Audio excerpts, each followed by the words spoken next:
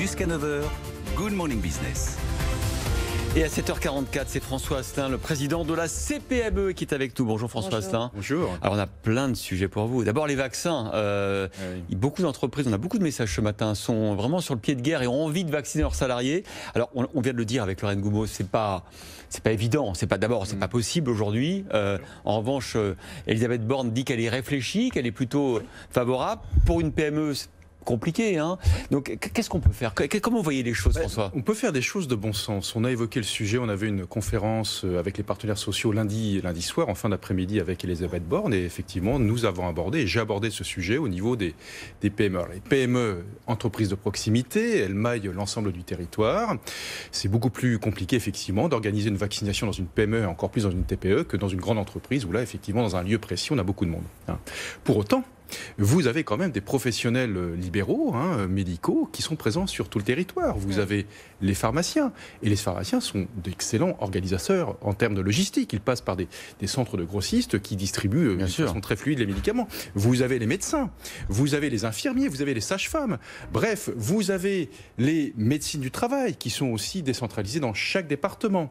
Alors nous, ce que nous disons, c'est que, au-delà effectivement de la lourdeur administrative qu'il a fallu alléger, c'est ce qu'a fait le gouvernement, heureusement, eh bien, si ce vaccin est finalement pas si compliqué que ça à administrer à partir du moment où la chaîne logistique et la chaîne de froid est respectée, pourquoi ne pas organiser avec ces professionnels libéraux de proximité, pharmaciens, infirmiers, médecins, des vaccinations dans les entreprises? Nous y sommes prêts. En respectant bien sûr les règles prudentielles, le secret médical bien évidemment. Un peu comme le don du sang avec des heures de passage de la camionnette par exemple de vaccination. Ou ce qui a été fait pour la grippe. Est-ce que les PME ont participé particulièrement à la vaccination pour la grippe? Alors c'est assez. Votre question est intéressante parce que moi-même je l'ai expérimenté dans mon entreprise depuis des années, depuis l'apparition du vaccin sur la grippe. J'ai pas eu un grand succès dans ma propre entreprise. C'est-à-dire que, mais là on est quand même sur notre échelle. On sait très bien que le coronavirus, c'est quand même un petit peu plus compliqué que la grippe classique. Qu'est-ce que vous proposiez, par exemple, en matière de vaccination grippale? Nous, ce qu'on proposait, ce que je proposais à l'époque, c'était tout simplement de rembourser le vaccin quand il ne l'était pas. D'accord. Et puis, d'organiser le temps de travail s'il avait besoin d'aller se faire vacciner. Point. Voilà. C'était pas plus compliqué que ça. Après, au personnel de choisir ou pas d'y aller. Mais là, quand on voit les enjeux, quand on sait que si vous déclenchez un cas de coronavirus dans votre entreprise, eh bien, si vous déclenchez un cluster, un foyer, vous devez arrêter votre activité le temps de régler le problème. L'enjeu est important. Puis ne serait-ce que à titre personnel, je pense qu'on ne peut pas sauter de joie en disant je ne vais pas me vacciner, puis si j'attrape le coronavirus, on verra bien. Je pense que voilà quoi. Je suis intimement convaincu que ceux qui vont y aller vont être les premiers ambassadeurs pour ceux qui sont hésitants. Alors demain, les règles changent en matière notamment de télétravail avec les nouveaux protocoles sanitaires. Alors c'était jusqu'à présent effectivement une ardente obligation le télétravail à 100%, mais chaque entreprise pouvait quand même s'organiser. Le gouvernement maintenant est plus sur un 80%. J'ai une question vraiment très concrète, François Asselin. Ça veut dire quoi ces recommandations gouvernementales alors que on sait que de toute façon on peut adapter aux spécificités de chaque entreprise? J'ai l'impression qu'à travers cela, le gouvernement parle plus à la fonction publique qu'au secteur marchand. Parce que nous, dans notre réseau de PME, j'aime mieux vous dire que le télétravail, c'est pas vraiment un sujet. Alors je ne dis pas qu'à un endroit ou à un autre, ça ne coince pas. Mais globalement, ça s'est plutôt très bien passé. Et puis c'est plutôt très urbain, un peu moins provincial, et plutôt grande entreprise. Dans la petite boîte, si on doit faire tourner l'entreprise, qu'on a besoin de se voir, on se voit, coronavirus ou pas. Je suis désolé de le dire comme ça, mais il n'y a pas d'autre solution. Et puis quand on peut faire du télétravail et que l'activité puisse continuer, c'est ce qui se passe. Et puis s'il faut se revoir, on ne calcule pas le nombre d'heures ou le nombre de jours par semaine où il faut se voir. C'est suivant ce que nous impose la clientèle. C'est un petit peu cela, les règles. C'est bientôt la fin des perfusions de l'État, la fin du chômage partiel, le fonds de solidarité. Pas vraiment la fin, mais cela va être redistribué dans le détail. Qu'est-ce que vous en pensez, vous, qu'est-ce qu'on doit faire dans les prochaines semaines? On est toujours dans une vague d'incertitude. Il y a le vaccin qui arrive, mais pas aussi vite qu'on voudrait. Alors, on a deux axes sur lesquels, même trois axes sur lesquels il faut toujours travailler. Protéger les salariés. Vous avez l'activité partielle de longue durée. Protéger la personne morale, l'entreprise. Vous avez toutes les aides, effectivement. Il va falloir se poser les questions. Comment, progressivement, on va débrancher tout ça? Et puis, vous avez la protection même du chef d'entreprise, parce que certains vont mettre un genou à terre. Il ne faudrait pas rajouter une catastrophe personnelle à une catastrophe économique, à la perte de son entreprise.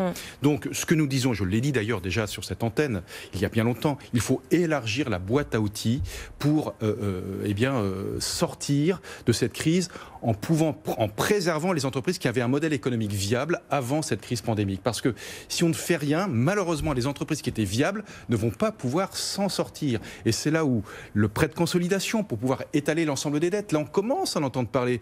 Parce que tout simplement, ceux qui veulent un nouveau prêt garanti par l'État aujourd'hui ont du mal à l'obtenir de la part du banquier. Qu'est-ce que vous appelez le prêt de consolidation ? Eh bien, c'est regrouper l'ensemble des dettes. C'est-à-dire que vous avez eu des emprunts. Pour certains, ils ont acheté un fonds de commerce. Vous avez eu des loyers que vous n'avez pas pu payer. Et ça, le jour où les aides s'arrêtent, eh bien, ça s'est accumulé. Mais c'est intéressant. On va creuser ça. Ça veut dire quoi ? C'est au niveau des banques que ces initiatives sont prises, ou est-ce que vous attendez de l'État effectivement une sorte de parapluie avec ces prêts de consolidation ? Il faudra un parapluie de l'État. Pourquoi ? Parce que les banques sont de plus en plus hésitantes. Et puis, comme il y a un risque quand même important par rapport à ces prêts de consolidation, c'est le même cas lorsque vous avez un endettement personnel, vous avez le crédit revolving. Eh bien, pour l'entreprise, il faut imaginer le même... Mais vous avez commencé à en parler avec Bercy ? Ah bah oui, ça fait déjà 6 mois. Et qu'est-ce qu'on vous dit à Bercy ? Eh bien, ce que nous disait Bercy, il nous renvoyait vers les banques, vers la Fédération bancaire française, avec qui j'ai beaucoup échangé. Il disait, écoutez, nous, on va faire notre métier, François, on va faire notre métier de banquier, on va discuter avec nos clients pour étaler...